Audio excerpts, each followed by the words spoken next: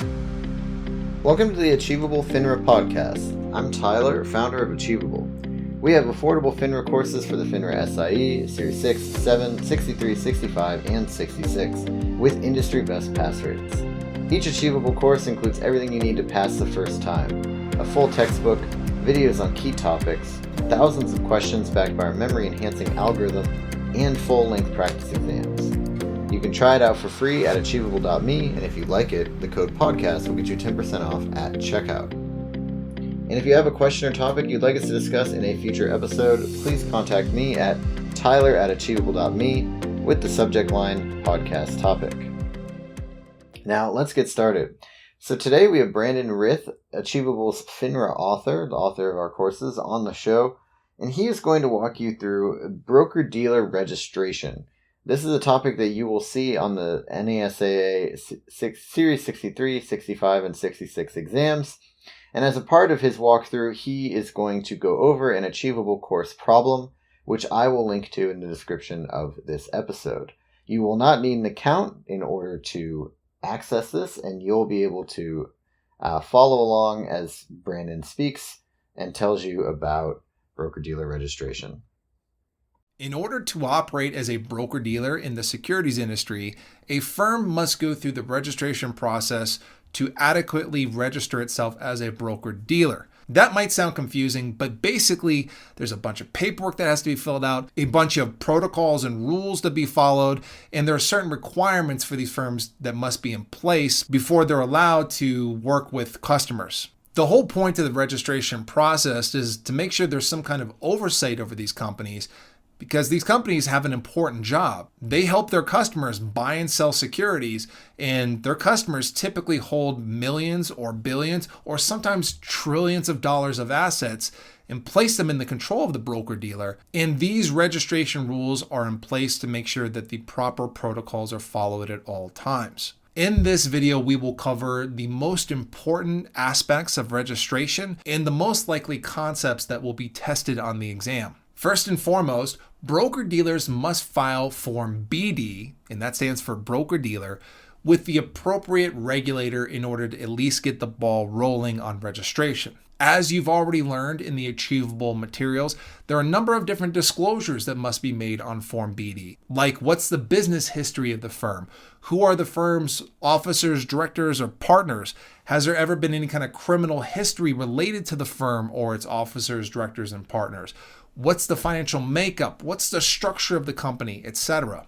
All of these things are disclosed on Form BD, which is then filed with the appropriate regulator. Most of the time, the appropriate regulators will be the Securities and Exchange Commission, the SEC, and the state administrators of the states in which the firm will be operating in. So, for example, if we have a broker-dealer operating in Florida, Georgia, and Alabama, they will file Form BD with both the SEC and the state administrators in those three states, unless they have some kind of exclusion that they might claim, which would allow them to avoid registration. The only time that might be different would be if we have what we call an intrastate broker-dealer. That would be a broker-dealer operating in one state only, and the SEC typically does not get involved with businesses that are operating only in one state. So for example, if we had a broker-dealer only operating in Florida and that's it, that broker-dealer would likely only register with the state administrator in Florida, and the SEC would likely not have jurisdiction.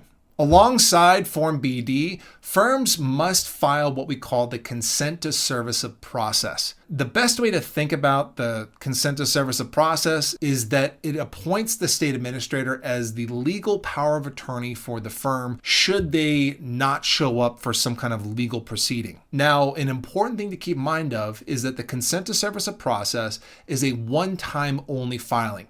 It's only done with the initial registration, and it never has to be renewed no matter how long the broker-dealer is in business. This same rule applies to agents, investment advisors, and investment advisor representatives as well. In addition to the consent to service of process, a filing fee is also required to be filed, and this is a very common test concept that a lot of people encounter on their exams. If they ask if a filing fee is required, the answer is going to be yes, 99 times out of 100. The only time that you might say no would be with what we call a successor firm situation. And that would occur if one firm became part of another firm. So for example, broker-dealer A buys out broker-dealer B and brings them into their business, and now they're just a bigger business. There would be a filing required to be made with the state administrator, but that is the only time a filing fee is not required to be paid, again, with a successor firm situation. When a broker-dealer files its registration paperwork, they have to disclose a number of different financial aspects of their company. And the reason for that is to basically make sure that we don't have broke companies in the securities industry. Probably not a good look if I'm depositing money at a company and they're buying and selling securities on my behalf. And oh yeah, by the way, this company is like on the edge of bankruptcy and has like no money to their name. So in order to avoid that, broker-dealers must maintain a certain amount of net capital, which basically is a certain amount of money and assets at their disposal to make sure, again, that we don't have broke companies in the securities industry. Most of the time, you're not going to encounter questions on how much they must obtain, but the important concept here would be understanding that broker-dealers have minimum net capital, not net worth requirements, but net capital requirements. Investment advisors, the other type of firm we discuss on this exam, those are the ones that have net worth requirements. A surety bond, which is basically a form of insurance should the broker-dealer run into some kind of problem or if they mess something up for a customer, a surety bond might be required to be posted by a broker-dealer. A lot of the time that really depends on how big the broker-dealer is. So for example, if we have a huge broker-dealer that has billions or trillions of dollars of assets under management, then they probably don't need to post a surety bond just because they have so much money and assets at their disposal. But a smaller broker-dealer, maybe that's just starting off, likely would have to post a surety bond. We said this up front, but Form BD also requires the disclosure of all officers, directors, and or partners of the firm, which are basically the executive level staff of the company. When those people are disclosed on Form BD, they are automatically registered alongside the broker-dealer if all the right components and necessary documents are submitted. Now, this doesn't mean that officers, directors, and or partners avoid licensing exams. They still have to take their tests. It just means that they don't have to fill out a separate U4, which is the registration form that agents and investment advisor representatives use to register themselves. You will learn more about Form U4 later in the Achievable materials. After Form BD is filed, the consent of service is submitted, the filing fee is paid, etc. If all the necessary components are submitted to the regulators, the registration of the broker-dealer is granted as effective on the 30th day after filing, typically at noon. This is a test concept you want to be really careful with. Registration is deemed effective, but it is never approved. The regulators really don't like that word approved because I think it gives the idea that maybe the regulators like what these firms are doing. No, effective registration just means that they can legally operate in the industry once that occurs. Once effective registration is attained, it will last at least until the end of the calendar year. At that time, it will technically expire. If the broker-dealer plans on staying in business through the new year, it's really important that they re-register. They'll have to pay another filing fee when they re-register their firm. And it's important that they do that at some point in time in December, hopefully earlier in the month. If the firm gets to the point where they don't get the re-registration processed by the end of the calendar year, technically their license will lapse, which is not a good thing. Let's take a look at a practice question to see how we might be asked about the material we just learned. All right, here we go. A securities firm applies for broker-dealer registration in a state. What statement is true regarding the registration process? All right, go ahead and pause this video if you want to see if you can answer the question, and then we'll break it down together shortly. Okay. Let's see if you have the answer. Let's go ahead and break down each answer from beginning to end, whether it's right or wrong, to see if we can better understand what we need to know. The first answer, barring any setbacks, registration is approved on the 30th day. You probably remember that we talked about Form BD has to be filled out, a lot of disclosures, and if that's submitted with all the right documentation and the filing fee, registration is typically granted on the 30th day after filing. So that might seem like a good answer at first. Mentioned 30 days. Hey, seems like it matches. But there's one key word here that makes this an incorrect answer, and it is the word approved. Remember, registration is granted as effective, but it's never approved. The regulators never want to seem biased, and again, the word approved, it does come with some kind of element of, hey, this firm's doing a good job, or this person's doing a good job. The regulators don't approve registration, they deem it effective, which means they can legally operate in the industry.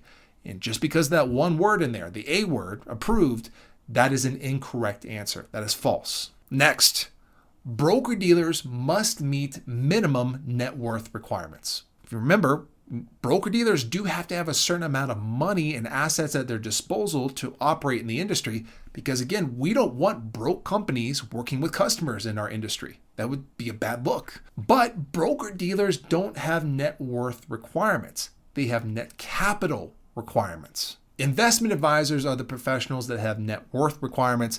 So, again, it's just one word that throws this answer off. If we change worth to capital, then cool, we have the right answer. It's net capital requirements. But because it says net worth, it's that little simple thing that makes that an incorrect statement.